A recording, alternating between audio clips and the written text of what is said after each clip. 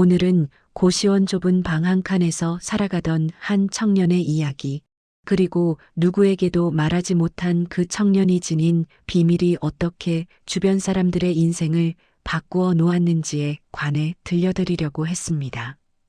이 이야기는 거창한 사건에서 시작된 것이 아니었습니다. 이야기에 앞서 구독과 좋아요를 부탁드려요. 더 풍성한 이야기, 더 아름다운 이야기를 만드는데 도움이 됩니다. 한지우 씨가 매일처럼 들고 다니던 하얀 봉투 속 서류 한 장, 그리고 고시원 복도에 울리던 주인 부부의 잔소리와 냉대에서 시작되었습니다. 지우 씨는 28살의 청년이었습니다.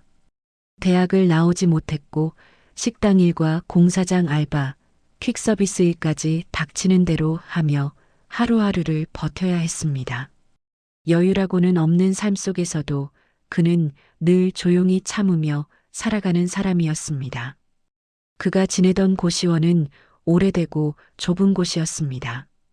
복도에는 늘 식용유 냄새와 눅눅한 세탁물 냄새가 섞여 있었고, 밤이면 위층 방에서 들리는 코 고는 소리와 아래층에서 들리는 TV 소리가 그대로 벽을 타고 올라왔습니다. 방 하나에는 작은 침대, 작은 책상, 작은 서랍장 하나뿐이었고 창문도 작아서 바람이 잘 들어오지 않았습니다. 그럼에도 지우 씨는 불평하지 않았습니다. 그러나 고시원 주인인 최만석 씨와 그의 아내 이금자 씨는 달랐습니다. 그들은 지우 씨를 유난히 못마땅하게 여기고 있었습니다. 이유는 단 하나였습니다. 돈이 없어 보인다는 이유였습니다. 어느 날 아침 지우 씨가 잠깐 복도로 나가 세탁물을 개고 있을 때 이금자 씨의 목소리가 크게 울려 퍼졌습니다. 아이고, 또 저 청년이네. 저러고 살면서 방값은 제때 낼 생각을 안 하니 원. 그 목소리는 복도 끝까지 울렸습니다. 그러나 지우 씨는 고개만 숙인 채 작은 미소를 지었습니다. 죄송합니다. 이번 주 안에는 납부하겠습니다. 그는 정중하게 말했지만 이금자 씨의 표정은 더 차가워졌습니다. 맨날 그 소리만 하시지요. 젊은 사람이 맨날 꿈을 꾸물하고 일은 제대로 하는 겁니까? 뒤이어 최만석 씨가 등장했고 지휘하듯 지적을 보탰습니다. 방 청소 좀 제대로 하세요. 냄새 올라오니 아주 죽겠구먼.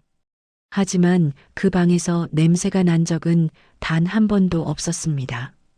복도에서 올라오는 음식 냄새를 지우 씨 탓으로 돌리고 있었을 뿐이었습니다. 지우 씨는 억울했지만 반박하지 않았습니다. 그는 그저 조용히 고개만 숙인 채 방으로 들어갔습니다. 그렇게 하루하루를 참고 견디며 살아가던 지우 씨에게 단 한 명, 따뜻하게 대해주는 사람이 있었습니다.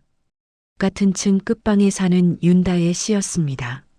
26살의 간호조무사로 병원에서 교대 근무를 하며 지내던 그녀는 늘 바쁘면서도 남을 배려할 줄 아는 사람이었습니다.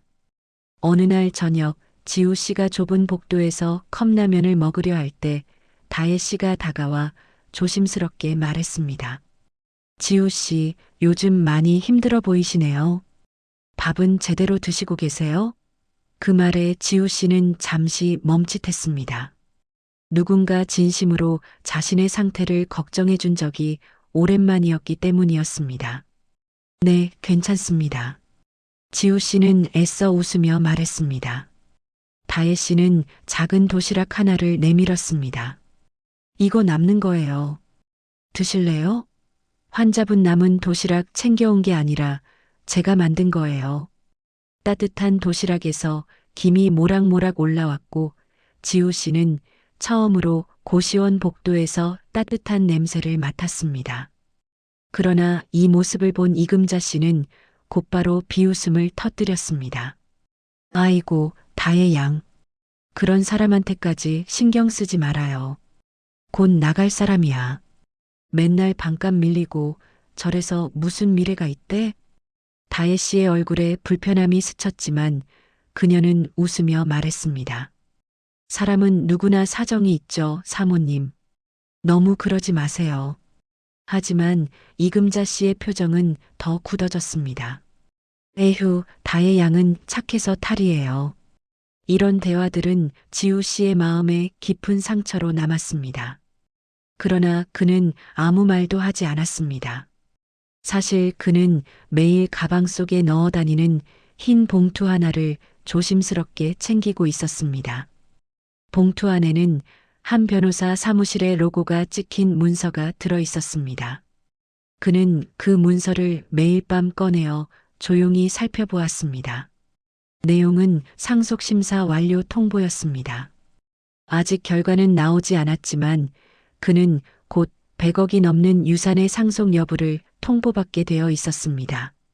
그러나 그는 이 사실을 누구에게도 말하지 않았고 심지어 본인도 그것이 확실하다 생각하지 않았습니다. 그리고 그 사실은 고시원 주인 부부가 상상조차 하지 못하는 이야기였습니다.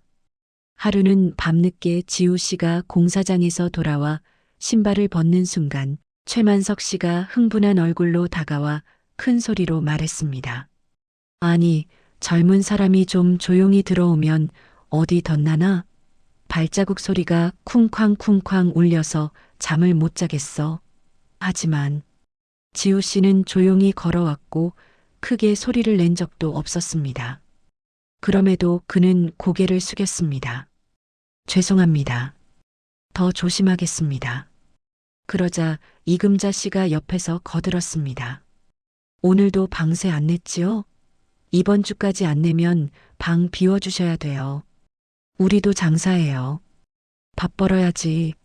항상 그랬듯 무시와 냉대는 끊이지 않았습니다.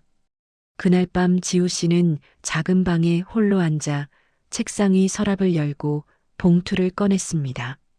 손끝이 아주 조금 떨리고 있었습니다. 상속 결과는 내일이면 나올 예정이었습니다. 만약 결과가 확정되면 그의 인생이 바뀔 것이 뻔했습니다. 그러나 그는 그 사실이 두렵기도 했습니다. 이미 많은 상처를 경험한 그의 마음은 행복을 기대하는 법조차 잊고 있었습니다. 그 순간 방문이 조용히 두드려졌습니다. 지우 씨, 혹시 자요? 다혜 씨의 목소리였습니다. 지우 씨는 놀라 문을 열었습니다. 다혜 씨가 작은 커피 한 잔을 내밀었습니다. 오늘 너무 힘들어 보이셔서요. 이거 드세요. 따뜻한 커피컵을 받은 지우 씨는 잠시 말문이 막혔습니다. 그 작은 친절이 얼마나 큰 위로가 되었는지 그는 설명할 수 없었습니다. 감사합니다. 정말 감사합니다. 그는 조심스러운 목소리로 말했습니다. 그러나 그 순간 복도 끝에서 이금자 씨의 비웃음 섞인 목소리가 들렸습니다. 아이고, 우리 다혜 양은 진짜 사람을 못 알아보네. 저런 집안 없는 사람한테 잘해줘봤자 아무 소용 없다니까. 다혜 씨는 대꾸하지 않았지만 얼굴이 굳어졌습니다. 지우 씨는 그녀가 상처받지 않기만을 바라며 작은 미소를 지었습니다. 그는 봉투를 조심스레 책상 서랍 깊숙한 곳에 넣었습니다. 내일이면 모든 것이 달라질지도 모르는 날이었고 고시원 주인 부부가 자신을 어떻게 대할지 혹은 그들에게 자신이 어떤 사람으로 남게 될지 전혀 알 수 없는 상황이었습니다. 하지만 지우 씨는 아무 말도 하지 않은 채 복도 불이 꺼지고 고시원 전체가 조용해지는 그 순간까지 그저 조용히 하루를 마무리했습니다. 그리고 작은 방 한 칸에서 조용히 잠을 청했습니다. 내일 어떤 일이 벌어질지 아무도 모른 채로 말입니다. 한지우는 자신이 왜 100억이라는 거액의 상속 대상자가 되었는지 지금까지 누구에게도 말하지 않았습니다. 그는 고시원 좁은 방에 누워 낡은 형광등 불빛을 바라보며 자신이 걸어온 지난 세월을 떠올렸습니다. 사람들은 그를 무능한 청년으로 판단했고 최만석과 이금자는 그를 마치 방세도 제대로 못 내는 찌든 사람처럼 취급했지만 지우가 이곳에 있는 이유는 결코 단순하지 않았습니다. 지우는 5살이 되던 해에 광역도로에서 발생한 대형 교통사고로 부모님을 잃었습니다. 그 사고는 전국 뉴스로도 날 정도의 큰 참사였고, 지후에 부모가 타고 있던 차량은 커다란 트럭의 무리한 차선 변경으로 정면 충돌을 당했습니다. 살아남은 사람은 단 1명. 그 어린 지우뿐이었습니다. 그는 며칠 동안 혼수 상태에 빠져 있었고, 눈을 떴을 때 병실에는 낯선 보호자, 그리고 부모님의 사진만이 남아 있었습니다. 그때부터 그의 삶은 완전히 달라졌습니다. 부모님은 지방에서 작은 제조업 회사를 운영하고 있었고, 회사는 오랫동안 탄탄하게 운영되어 왔습니다. 문제는 사고 이후였습니다. 지우가 병원에서 회복되는 동안 부모님의 회사는 친척에게 잠시 맡겨졌지만, 친척은 회사를 악용해 사적으로 이익을 챙기기 시작했습니다. 결국 회사는 부도가 나고, 지우에게 돌아와야 할 모든 재산은 빚으로 덮여버렸습니다. 그렇게 지우는 고아원으로 보내졌고, 그곳에서 중학생이 될 때까지 생활했습니다. 그러나 지우의 부모를 오랫동안 알아온 한 인물이 있었습니다. 바로 부모의 회사에서 함께 일했던 주재무 담당 임원이자 평생을 충성했던 남자 서태용이었습니다. 그는 회사가 망해가는 것을 막지 못한 죄책감을 평생 마음속에 품고 살았고, 지우가 고아원으로 보내진 이후 매달 몰래 원장에게 지원금을 보냈습니다. 그러나 지우에게는 그 사실이 비밀로 되어 있었습니다. 서태용은 이후 큰 회계법인에서 일하다 독립하여 투자 회사를 차렸고, 그 회사는 뛰어난 운영으로 빠르게 성장하여 중견 재벌 수준으로 커졌습니다. 그는 결혼도 하지 않고 자녀도 없이 평생을 혼자 살아왔습니다. 그리고 늘 마음속에 품었던 인물은 단 1명. 바로 어린 시절 부모를 잃고 세상에 혼자 남겨진 지우였습니다. 서태용은 10년 전부터 본격적으로 지우의 삶을 추적했습니다. 지우가 어느 학교를 다니는지, 어떤 상황에서 생활하는지, 대학에 진학하지 못하고 아르바이트를 전전하며 살아가는 모습을 보며 그는 커다란 결심을 하게 되었습니다. 이 아이에게 나의 모든 것을 물려주자. 그래야 내가 평생 품었던 죄책감이 조금이라도 사라질 것이다. 그 결심 끝에 그는 유언장을 작성했고, 사망하기 1년 전부터 전문 법무팀에게 절차를 맡겼습니다. 유언장의 첫 줄에는 이렇게 적혀 있었습니다. 나는 한지우 군에게 전 재산을 상속합니다. 이는 그가 부모를 잃은 날부터 살아온 고통에 대한 작은 보상이며 나 스스로가 갚아야 할 빚입니다. 그러나 상속이 바로 이루어진 것은 아니었습니다. 상속 심사는 까다로웠고 친척 중 몇 명이 불복 절차를 거치며 시간이 길어졌습니다. 그래서 지우는 지난 1년 동안 고시원에서 생활하며 그 결과를 기다리고 있었습니다. 상속 사실은 철저히 비밀이었고, 지우는 자신을 둘러싼 오해와 무시에 그대로 노출된 채 조용히 버티고 있을 뿐이었습니다. 특히 최만석과 이금자는 지우를 볼 때마다 비웃으며 젊은 놈이 능력도 없고 방새나 밀리고 다니면서 뭘 하겠다는 거야라며 업신여겼지만, 정작 그들이 모르는 사실은 지우의 이름으로 이미 법원 계좌에 거액의 상속금이 잠겨 있다는 사실이었습니다. 지우는 다혜에게만 아주 조심스럽게 말했습니다. 다혜 씨, 사실 곧 상속 결과가 나옵니다. 누군가가 저에게 모든 재산을 남기고 떠나셨다고 합니다. 다혜는 충격을 받았지만 지우의 표정 속에서 과장이 아니라는 확신을 느꼈습니다. 지우 씨, 그동안 얼마나 힘들었습니까? 지우는 조용히 웃으며 대답했습니다. 저는 그냥 결과가 나오기 전까지 버티고 싶었습니다. 그리고 저를 이용하려는 사람들 속에서 누가 진심인지 보고 싶었습니다.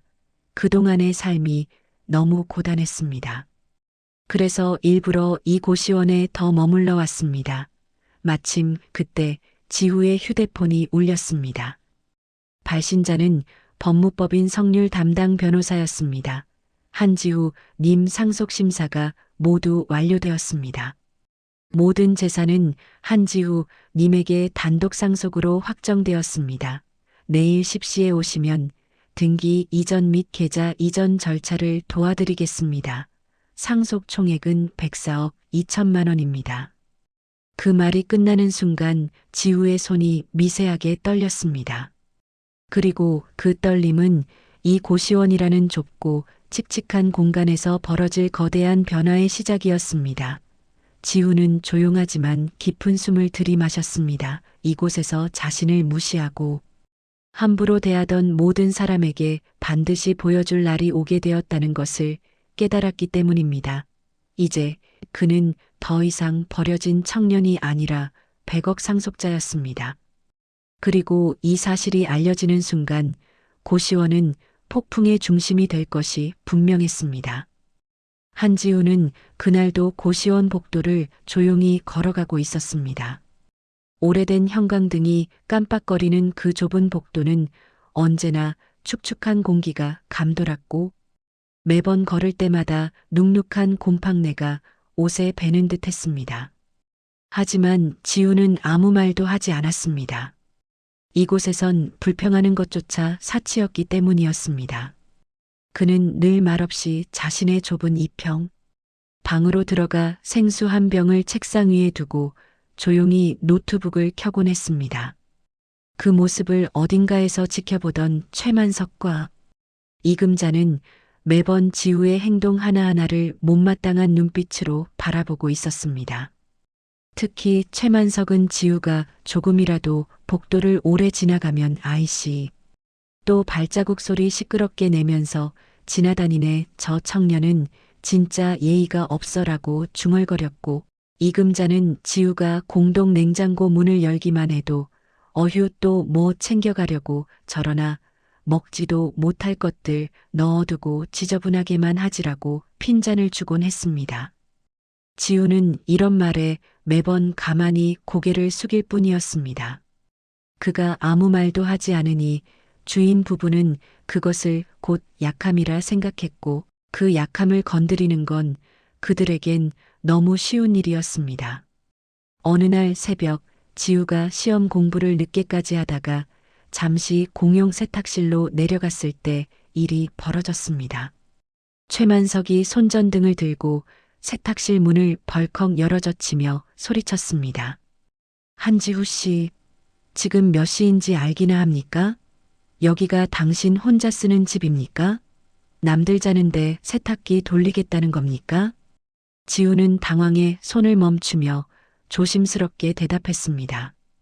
죄송합니다. 세탁기를 돌리려던 건 아니고 그냥 세제만. 그러나 만석은 지우의 말을 끊으며 더 크게 소리쳤습니다. 핑계대지 마시오. 당신 같은 청년 때문에 요즘 고시원 장사가 힘든 겁니다. 공부한다고 그러는 척하면서 방도 제때 청소 안 하고 공용 공간도 어지럽히고 아주 딱 민폐 덩어리예요. 그때 마침 외출 후 돌아오던 윤다혜가 이 광경을 목격했고 황급히 달려왔습니다. 주인 아저씨, 지우 씨는 지금 소리 낸 것도 아니고 그냥 하지만 이금자는 난데없이 나타나 다혜를 향해 차갑게 말했습니다. 다혜 양, 이런 일에 끼어들지 말아요. 우리는 오래된 고시원 운영자고 규칙이 있어요. 저 청년은 도대체 뭘 그렇게 대단한 사람이라고 늘 이렇게 제멋대로인지 모르겠네. 지우는 두 사람의 말을 듣고 있었지만 끝내 아무 말도 하지 않았습니다. 그는 고개 숙인 채 조용히 뒤로 물러났고 세탁실 문을 조용히 닫았습니다. 다혜는 그런 지우의 뒤를 보며 마음이 아팠습니다. 지우 씨 괜찮아요? 다혜가 말하자 지우는 힘없이 미소를 지었습니다. 괜찮습니다. 고시원에서 사는 사람은 조용히 지내야 하죠. 원래 이런 곳이니까요. 그러나 다혜는 그 말에서 지우의 마음이 얼마나 다쳤는지 정확히 느낄 수 있었습니다. 그리고 그녀가 지우의 문 앞까지 따라가 조용히 말했습니다. 지우 씨, 저는 지우 씨가 그런 대접 받을 사람이 아니라고 생각해요. 언젠가 아저씨들이 지우 씨한테 한 행동 반드시 대가 치르게 될 거예요. 하지만 지우는 고개를 살짝 흔들며 말했습니다. 아닙니다. 그냥 시간이 지나면 괜찮아질 겁니다. 그러나 그날 이후 갈등은 점점 심해지기 시작했습니다. 작은 소리에도 민감하게 반응하며 지우를 문제 삼는 최만석, 지우가 공동부엌에서 밥만 데워도 눈치를 주는 이금자, 그러면서도 다른 고시원 입주자들에게는 친절한 척하는 태도는 지우를 더욱 외롭게 만들었습니다. 어느 날은 만석이 일부러 지우의 신발장을 열어 그의 신발을 복도 한가운데로 던져놓기도 했고, 또 어떤 날은 지우가 공용 냉장고에 넣어둔 식재료를 이금자가 꺼내들고 이건 유통기한 지났네, 냄새나서 다 버렸어라며 아무렇지 않게 쓰레기통에 쏟아버리기도 했습니다. 하지만 그 식재료는 지우가 아르바이트를 해서 어렵게 산 일주일 식량이었습니다. 지우는 잠시 멈춰선 채 쓰레기통 위에 쏟아진 자신의 식재료를 바라보았습니다. 하지만 그는 아무 말도 하지 않았습니다. 그저 조용히 숨을 들이쉬며 작은 목소리로 말했습니다. 그렇군요, 알겠습니다. 이금자는 그런 지우의 반응을 보며 어휴, 요즘 젊은 사람들은 어쩜 이렇게 무기력한지 몰라. 똑바로 좀 살아요. 라고 비웃었습니다. 이때 지켜보고 있던 다혜는 두 손을 꽉 쥐고 이를 악물었습니다. 그녀는 너무 화가 났고 지우가 이렇게까지 참고 견디는 이유가 무엇인지 더 궁금해졌습니다. 왜 이 청년은 이토록 모욕당하면서도 아무 말도 하지 않는 걸까? 그러나 다혜는 몰랐습니다. 지우가 그토록 묵묵히 참고 있는 이유는 그가 곧 맞이하게 될 100억 상속 결과 때문이라는 것을, 그 상속이 확정되기 전까지는 절대 자신의 신분을 드러내지 않겠다는 결심 때문이라는 것을, 그리고 그 결심 뒤에는 부모와 겪은 비극이 있었다는 것을. 최만석과 이금자의 모욕은 이제 더욱 심해져 가고 있었고 지우가 참아온 상처는 한계에 다다르고 있었습니다. 하지만 모두가 알지 못했습니다. 곧 이 조용한 청년이 이곳을 떠나 전혀 다른 세상으로 올라가게 될 운명의 순간이 가까워지고 있다는 것을. 한지우는 상속 결과가 확정되고 난 뒤에도 하루 동안은 아무 말하지 않고 조용히 고시원 방에 앉아 있었습니다. 그는 그동안 이 고시원에서 겪었던 모욕과 무시와 굴욕을 하나하나 떠올렸습니다. 새벽마다 들려오던 최만석의 발걸음 소리와 문을 두드리며 월세를 독촉하던 목소리, 복도에서 음식 냄새가 난다고 고함을 지르던 이금자의 날카로운 언성, 밥솥 사용한다고 잔소리하고 세탁기 돌린다고 욕하던 그들의 모습, 그리고 누구보다도 따뜻하게 자신에게 손을 내밀며 라면 한 봉지를 건네주던 윤다혜의 얼굴까지. 지우는 모든 기억을 조용히 가슴속에 정리하고 있었습니다. 그런 지우에게 상속 전문 변호사의 전화가 걸려왔고 변호사는 정중한 목소리로 말씀했습니다. 한지우님 상속 절차가 모두 완료되었습니다. 공식적인 자산 명세서와 인감 서류는 내일 오전 보내드리겠습니다. 그리고 혹시 모를 안전 문제 때문에 지정된 고급 레지던스로 임시 거처를 마련해 두었습니다. 지우는 잠시 눈을 감고 천천히 숨을 들이쉬었습니다. 감사합니다, 변호사님. 하지만 저는 오늘 이곳에서 마무리할 일이 조금 남아 있습니다. 전화를 끊고 나자 고시원 복도에서는 최만석과 이금자의 목소리가 들렸습니다. 어이 지우야, 여기 잠깐 나와봐라. 만석은 평소처럼 거만한 얼굴로 문 앞에 서 있었고 이금자는 팔짱을 낀 채 냉소적인 표정을 지었습니다. 너 월세 밀린 거 있지? 오늘은 꼭 정리해야 된다, 알겠지? 우리는 자선 사업하는 사람 아니니까 여기서 공짜로 살 생각 말아라. 지우는 그들의 말을 차분하게 듣고 조용히 고개를 끄덕였습니다. 알겠습니다. 사장님, 조금만 기다려 주세요. 저는 오늘 이 고시원을 떠날 준비를 하고 있습니다. 이금자는 비웃듯 말했습니다. 떠난다고? 너 어디 가는데? 또 다른 고시원으로 가는 거냐? 지우는 고개를 숙인 채 짧게 대답했습니다. 네, 맞습니다. 한동안 조용한 곳에서 지내게 될 것 같습니다. 이금자는 지후의 말투가 평소보다 고요한 것이 의아했는지 만석과 눈을 마주치며 속삭였습니다. 쟤 왜 저래? 뭔 일 있는 거 아니야? 그런데 곧이어 고시원 앞에 고급 검은색 세단 2대가 도착했고 정장 차림의 직원들이 서류 가방을 들고 지우의 이름을 정확하게 부르며 다가왔습니다. 한지후, 님 오늘 상속 완료 관련 보고를 드리러 왔습니다. 저희는 변호사 사무실에서 파견된 담당자들입니다. 만석과 금자는 그 순간 눈이 동그래지며 말도 잇지 못했습니다. 지우는 직원들을 보며 고개 숙여 인사한 뒤 말했습니다. 죄송한데 잠시만 기다려주세요. 정리할 것이 있습니다. 지우는 다시 만석과 금자를 향해 돌아섰습니다. 그들의 얼굴에는 이미 당황과 공포가 뒤섞여 있었습니다. 지우야, 너 저 사람들 누구냐? 이금자가 떨리는 목소리로 물었고 만석은 입술을 달달 떨며 말했습니다. 너 혹시 무슨 일 있는 거냐? 지우는 눈을 천천히 들며 조용히 말했습니다. 이제 말씀드리는 게 맞을 것 같습니다. 저는 어릴 때 사고로 부모님과 헤어졌고 그 뒤로 쭉 혼자 살았습니다. 그리고 오늘 그 부모님께서 남기신 상속을 정식으로 확정받았습니다. 금자는 목을대를 꿀꺽 삼키며 말했습니다. 상속? 너 얼마를? 지우는 침착하게 대답했습니다. 100억 정도입니다. 순간 고시원 복도는 숨소리조차 들리지 않을 만큼 조용해졌습니다. 금자의 다리는 풀린 듯 흔들렸고 만석은 벽을 짚으며 겨우 서 있었습니다. 두 사람의 얼굴에서는 피가 사라지고 공포와 후회의 표정만이 남아 있었습니다. 지우는 그들을 바라보며 차분히 말했습니다. 저는 이 고시원에서 여러분께 따뜻함을 받은 적이 거의 없었습니다.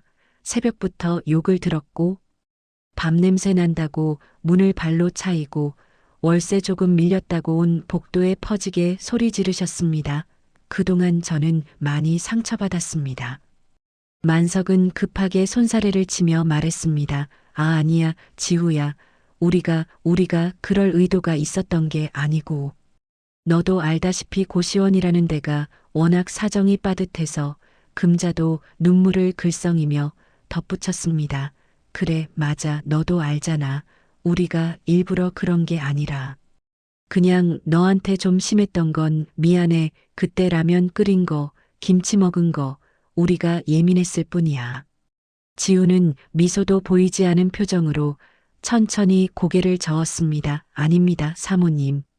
하지만 저는 괜찮습니다. 여러분이 제게 가한 것들은 지금 와서 굳이 따질 가치도 없습니다.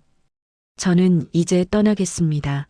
만석은 지푸라기라도 잡는 듯한 얼굴로 지우의 팔을 붙잡으려 했습니다. 지우야, 혹시 우리가 뭘 도와줄 일이라도. 지우는 아주 부드럽게 그러나 단호하게 말했습니다. 아닙니다. 이제 더 이상 도와주실 일 없습니다. 대신 저는 저에게 단 한 번도 따뜻하게 대해주신 한 사람에게만 고마움을 전하고 싶습니다. 그리고 그 순간 복도 끝에서 윤다혜가 조심스레 걸어오고 있었습니다. 다혜는 지우의 고급 차량들과 정장 차림의 직원들을 보고 놀란 듯 눈을 크게 뜨며 말했습니다. 지우 씨, 이게 다 뭐예요? 지우는 천천히 다혜에게 다가가 그녀의 앞에서 멈춰 섰습니다. 다혜 씨, 저는 오늘 이곳을 떠납니다.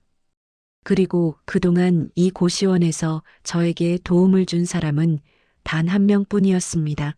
다혜 씨 당신이었습니다. 다혜는 얼굴이 붉어지며 고개를 숙였습니다. 저는 그냥 사람이니까요. 누구든 도와야 하는 줄 알았어요. 지우는 부드럽게 웃으며 손을 내밀었습니다. 그래서 저는 당신과 함께 새로운 삶을 살고 싶습니다. 다혜 씨 저와 같이 가주시겠습니까? 복도는 숨을 죽인 듯 잠잠해졌고 만석과 금자는 벽에 기대어 그 장면을 지켜보며 떨렸습니다. 다혜는 지우의 눈을 바라보다 천천히 고개를 끄덕였습니다. 네, 같이 가겠습니다. 지우는 그녀의 손을 따뜻하게 잡았고 직원들은 경호 차량의 문을 열었습니다. 지우와 다혜가 손을 잡고 고시원 계단을 내려가는 동안 뒤에서는 만석과 금자의 흐느끼는 소리가 들렸습니다. 지우야, 미안하다. 제발 한 번만 용서해다오. 그러나 지우는 뒤돌아보지 않았습니다. 그는 마지막 계단을 내려서며 다혜의 손을 더 꽉 잡아주었습니다. 저는 이제 제 인생을 찾으러 갑니다. 그리고 저를 진심으로 대해준 사람과 함께 행복하게 살겠습니다. 밝은 햇살을 받은 검은 세단의 문이 닫히며 두 사람의 새로운 여정이 시작되었습니다. 그리고 고시원 복도에는 오직 후회와 빈자리만 남아 있었습니다.